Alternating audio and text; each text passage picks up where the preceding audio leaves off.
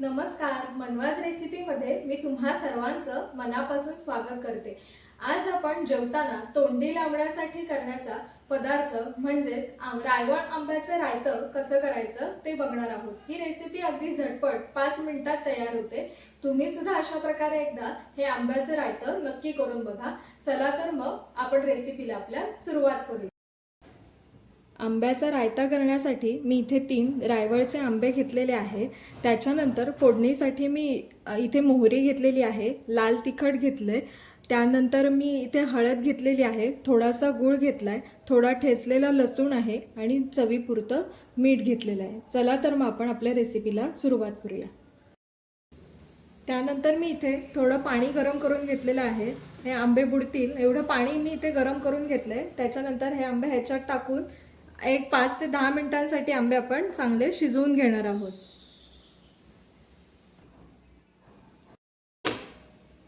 आता इथे आंबे सगळे व्यवस्थित शिजलेले आहेत। आता मी ते या पाण्यातनं काढून घेऊन पूर्ण गार करून घेणार आहे। त्याच्यानंतर आपण ह्याची पुढची प्रोसिजर काय करायची ते बघणार आहोत।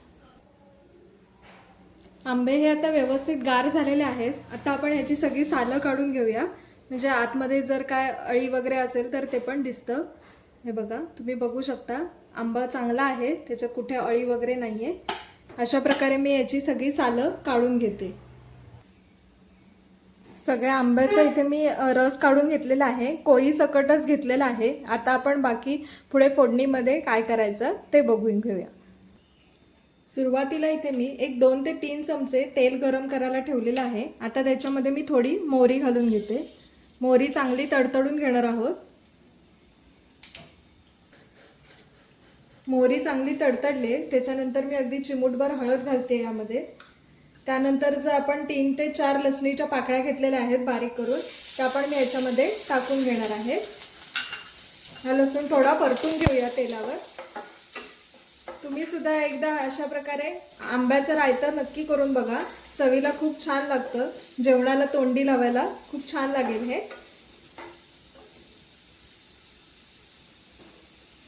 त्यानंतर मी इथे फोडणीतच थोडं लाल तिखट घालून घेते। लाल तिखट सुद्धा याच्यामध्ये चांगलं ढवळून घेऊया।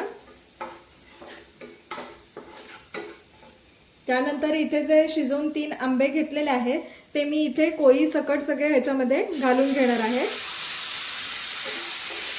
हे चांगलं मिश्रण ह्याच्यात एकजीव करून घेऊया आपण। त्यानंतर त्याच्यामध्ये साधारण पाव वाटी गूळ घालून घेणार आहे। गूळ पण आपण याच्यात चांगला मिक्स करून घेऊया। गुळामुळे सुद्धा याला खूप छान अशी छान चव येते, म्हणजे थोडासा आंब्याचा आंबटपणा आणि गोडपणा अशी खूप छान चव येते त्याला। हा सगळा याचा गूळ आपण पूर्णपणे विरघळून घेऊया। त्यानंतर चवीपुरतं मीठ घालून घेऊया आपण याच्यामध्ये। ही अगदी खूप झटपट होणारी तोंडी लावण्याची रेसिपी आहे। तुम्ही तुमच्याकडे कोणत्या पद्धतीने ही रेसिपी करता ते मला कमेंटमध्ये सांगायला विसरू नका। आणि तुम्हाला अजून कोणत्या अशा नवीन रेसिपी आवडतील ते सुद्धा नक्की सांगा। आणि जर तुम्ही अजूनही माझ्या चॅनलला कोणी सबस्क्राईब केलं नसेल तर सबस्क्राईब लवकर करा।